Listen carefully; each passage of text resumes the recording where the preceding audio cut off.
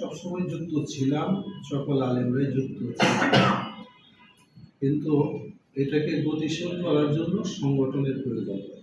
সেই জন্য একটা সাংগঠনিক কার্যক্রমের সাথে যুক্ত হয়ে সকলে মিলে এই খেলাফত ব্যবস্থা ফিরিয়ে আনাটাকে কিভাবে ত্বরান্বিত করা যায়, এই জন্য সকলের মেধা, সকলের যোগ্যতাকে আমরা সমন্বিত করে কার্য পরিচালনা করার জন্য আমরা সাধারণ জনগণ সহ সাধারণ শিক্ষিত এবং আলেমরা আমাদের যৌথ প্রচেষ্টা, সময়ের দাবি যে আমাদের যৌথ প্রচেষ্টা প্রয়োজন।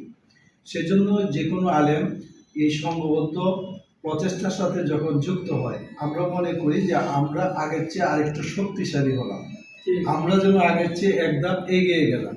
সুতরাং যারাই আসে খুবই স্বাগতম। এদেশে আন্দোলনের বিপক্ষে আলেম ওলামারা কোনো সময় ছিল না, সবাই খেলাফতের পক্ষে ছিল, কিন্তু মনে করে যে কিছু মানুষ করুক, আমরা আছি।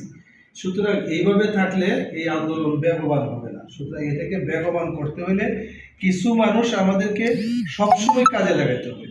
যারা মাঠে ময়দানে বক্তৃতা দেওয়ার একটা সুযোগ আছে, কারণ আল্লাহ তো বলছেন যে তোমার কাজ হইল রসুলের উত্তরসূরি হিসাবে দাইয়া ইলাল্লাহ, মানুষকে আল্লাহর দিকে আহ্বান করবা। আপনারা কত সৌভাগ্যবান, সেই আল্লাহর দিকে আহ্বান করার জন্য মঞ্চ তৈরি করা হয়, আপনার টাকা লাগে না। সেই আল্লাহর দিকে আহ্বান করিয়া আসার সময় আবার আপনাকে ভাড়া দিয়ে দেওয়া হয়। আপনার এই সুবর্ণ সুযোগকে তো কাজে লাগা দরকার এবং আল্লাহর শুকরিয়া আদায় করা দরকার। আমরা প্রচেষ্টা এবং আমরা চাই যে আমাদের এই হাজারীবাগে আমাদের উসামা সাহ বড় হুজুর গেছিলেন, ইনশাল্লাহ ওইখানে একটা অবস্থা এরকম তৈরি হয়েছে, এখানে আলেম ওলামা এবং অনেকেই যোগ্য আলেম আছে, তারাও আসছে অচিরেই।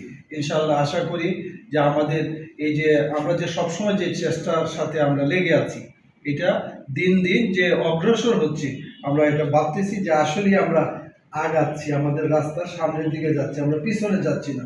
সে প্রত্যাশা করি যাতে আমরা এইভাবে আমরা আমাদের আন্দোলনকে বেগবান করার জন্য সকল ভাইকে যাতে আমরা সহযোগী পাই।